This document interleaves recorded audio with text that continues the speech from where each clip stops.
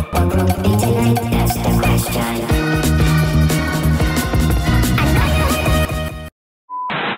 Today, Tree Hobby will be teaching you how to lead a successful art career. And the way you accomplish that is by doodling in grade school all day. Ain't nobody gonna use that math equation outside of school. Catch me on an off day, I'm using a calculator. But repeatedly drawing Sonic every recess? Yeah, I'll take that. When I win, you have to grovel beneath me like a dog. Forfeit.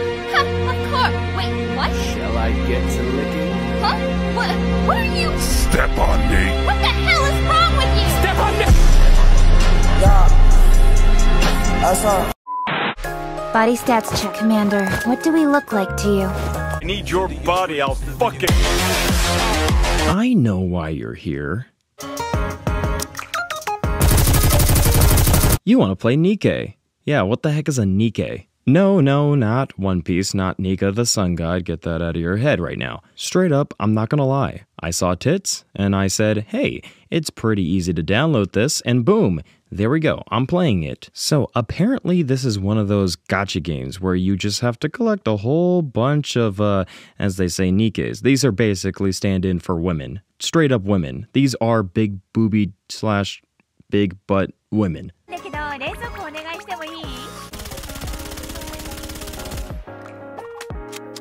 She's a very normal woman. This is slightly like a graphic novel. Every other character doesn't really move beyond their own idle animation. And guess what this game has in spades? A whole lot of reading.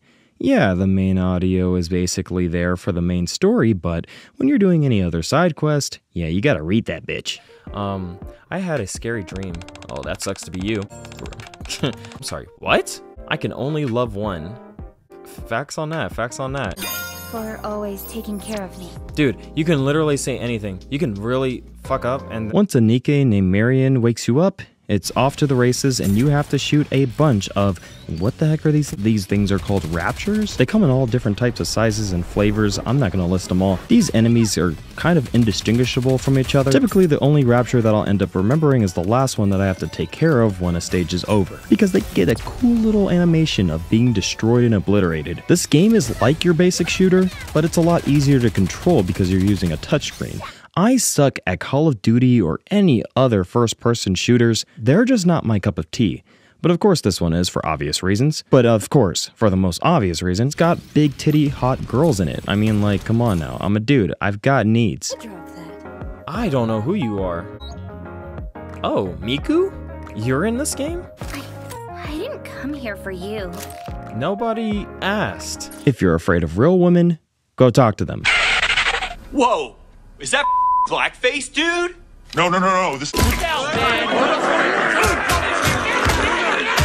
See, that's exactly why I don't dress up for Halloween. Right there. That's the reason. I would suggest that you talk to real women before you actually touch any game like this. Thus see it. Actually, what are you doing on this YouTube channel? Get off. Get out of here. Go click on a different video. If you wanted to hear more about the Nikke part, yes, these are basically just big boobied women that you can talk to and interact with. Some will call you master, some will outright slap you. But I'm not gonna lie, I really wish that these women really existed because then I'd be rizzing them up like no tomorrow. But our commander is very plain and boring, only giving the most basic answers back. Like nails on a chalkboard. Anderson will do just fine. It's supposed to play it up that he's very shy and timid and he's just getting into his own as a commander and being more assertive. This game doesn't exactly really particularly focus on its graphic novel elements. It really does want you to focus on, again, how hot these characters are, but also too, the story's only going to go one way, unless that ever changes. But anytime you ever give any answer that's out of the norm, you don't actually get any consequences for it. The whole plot just moves normally. Commander, you don't have any orders to give?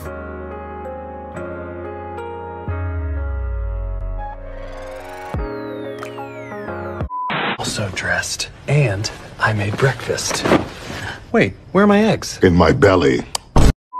What are you dressing up as? I'm dressing up as Nickelodeon. You know, like the logo. What are you at? What are you? Isn't it obvious? I'm Chun-Li from Street Fighter, the fighting game.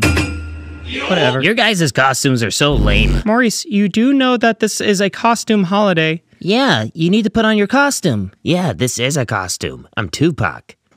I've already got my costume on. I'm Tupac. Oh, I thought you were just wearing what you normally wear. Yeah, we'll see how well that holds up in court. Only God could judge me. Yeah, we'll see how well that holds up in court. Anyways, let's get out there. Trick or treat. Smell my feet. Pig feet. Give us something good to eat. If you won't, I will pull down my underwear. Oh, wow. How amazing. That was a great show. Trick or treat. Nick or treat. Nick or what? I think he said Nick.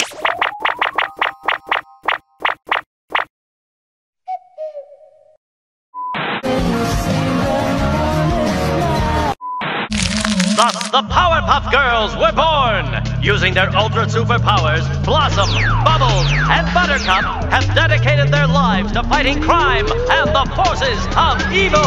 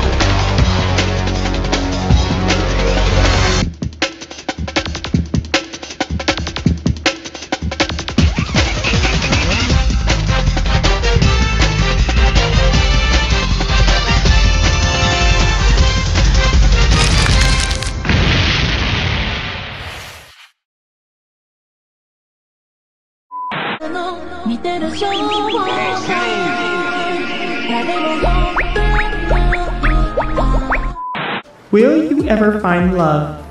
Yes. But it's an abstract concept that exists in your mind. And as for parting words of advice, early to bed, early to rise. Makes a man happy, wealthy, and wise.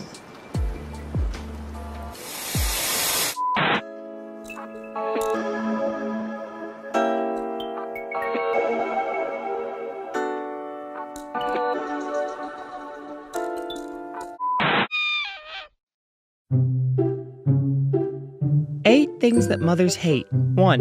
When I go out. 2. When I don't go out. 3. When I eat too much. 4. When I don't eat. 5. When I sleep too much. 6. When I don't sleep. 7. When I answer her while she's talking. 8. When I don't answer her while she's talking. Except for my mom, because I'm the bastard child. Maurice, did you say something? Mom, I'm Madison. Maurice has been moved out for 3 years.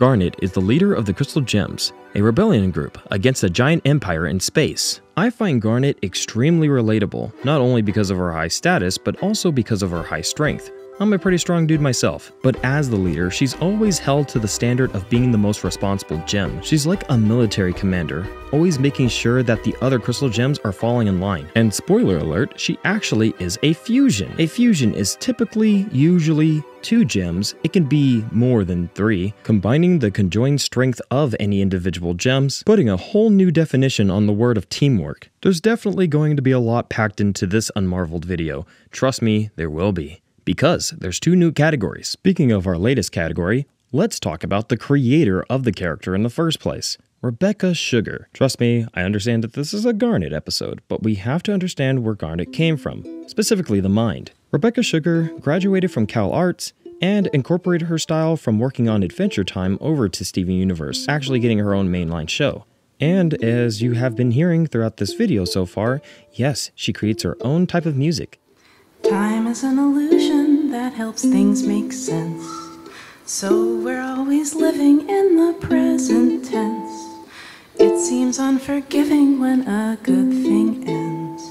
But you and I will always be back. It has its own unique flair. To some extent, it sounds like weird hipster music, but at this point, it's extremely nostalgic. Today's bullshit, tomorrow's nostalgia, as I always say. Steven Universe, the show, absolutely takes a couple of liberties when it comes to its whole direction. And Garnet is one of those rare examples of a character that symbolizes our American culture today in a lot of different ways. A lot of this is going to be interpretation, and as we go through these Unmarveled videos, we'll uncover more information about Rebecca Sugar, and including the worlds and characters that this universe inhabits. Garnet is not one to just be serious all the time. She will joke around from time to time in her own cool way. She may seem pretty mute-faced and serious all the time, but trust me, once the situation has calmed down, she's not afraid to actually show her emotions. She just doesn't wear them on her sleeve most of the time, simply because as the leader, she always has to be vigilant for the next oncoming threat. And of course, the biggest contributor to her actually being able to respond to most situations with the right amount of balance also has to do with her being a fusion.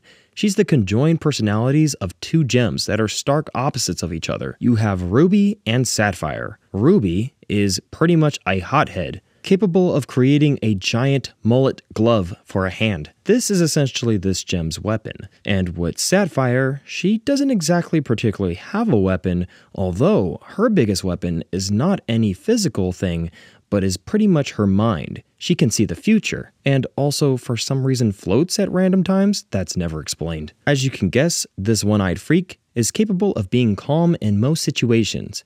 Of course, these characters are just trying to obey their own circumstance. Since rubies are meant to protect sapphires, they're always supposed to be ready and combat reliant, making out most rubies to seem extremely aggressive, when this really isn't the case.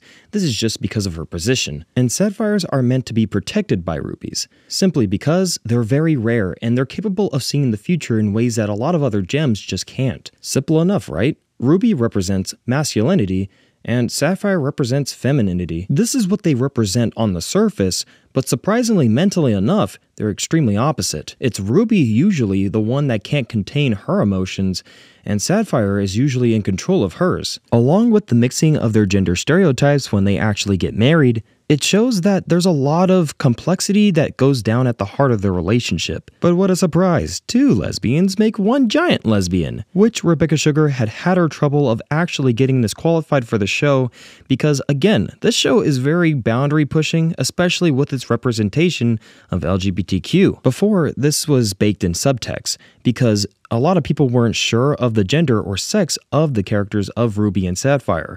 Ruby looked like a dude, Sapphire looked like a woman, and it would only be until the show would actually get closer to its conclusion that they would start to bleed and gray the lines of exactly the gender stereotypes that these characters were responsible for acting like. This gave Garnet a lot more freedom as a character to enact different types of personality modes.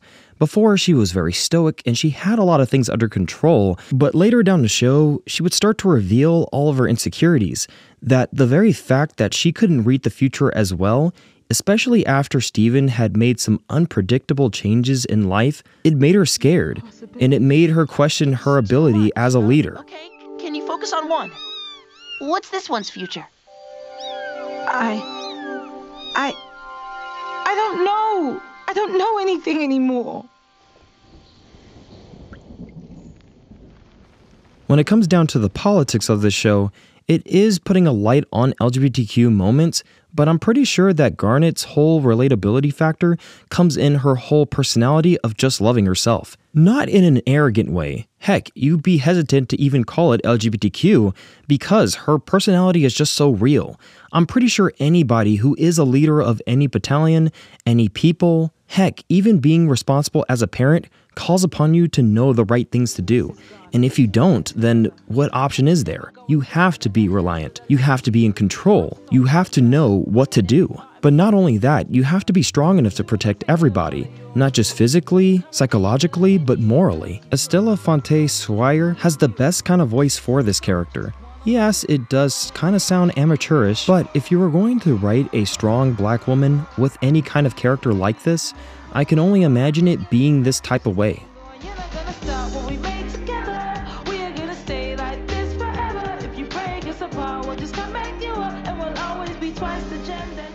It's the perfect mix of domineering but yet soft at the same time. This was reflected in Ruby and Sapphire because the relationship was sort of on the rocks for a bit. But of course, this insecurity created room for these characters to grow, ultimately helping Garnet become more mentally stronger than ever. Because even if her future vision was starting to wane and her actual strength wasn't enough to protect everybody, she can thus rely on the friends that she had, especially Steven, with their boundless optimism, because it's truly with that they start to change fate for the better. In fact, even the character can't always look up to herself as a symbol of strength. Even though she might seem like that to others, in fact, she looks to other characters for strength in specific areas where she's not strong at. Despite her personality basically being like a drill sergeant, she's not extremely orderly like Pearl, and she's not super easygoing or comedically based like Amethyst, which shows why being just straight up the best gem on the crew doesn't exactly mean anything. Best at what exactly? Being the strongest? Yeah, that's true, but we still need some room for humanity's sake. You just gotta remember what you're fighting for! With this being the case, this gives her her overall reason for protecting the crystal gems. Not only is it just her home, but the way that Garnet affects the crew and the way that the crew affects Garnet allows her to understand her role in life and lets her know exactly what she's doing here. Because believe it or not, in the off chances that Ruby and Sapphire do separate, they actually do need the entire crew to help them get back together again. Basically, there is no Garnet without the crystal gems, and there is no crystal gems without Garnet.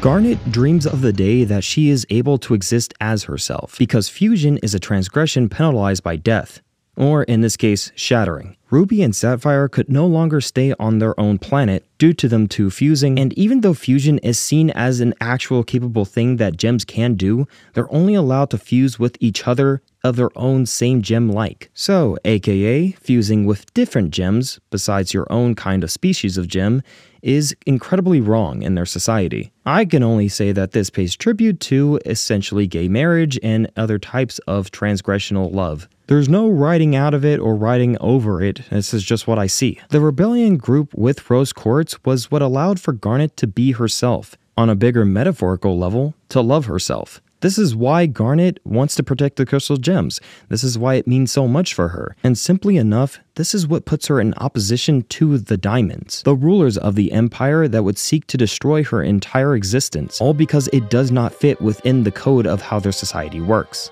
So, in conclusion, no matter what may separate Ruby and Sapphire apart, just know that Garnet will always be back together. And I'm never going down at the hands of the likes of you, because I'm so much better. And every part of me is saying go get her. The two of us ain't gonna follow your rules. Come at me without any of your fancy tools. Let's go, just me and you. Let's go, just 1 on 2.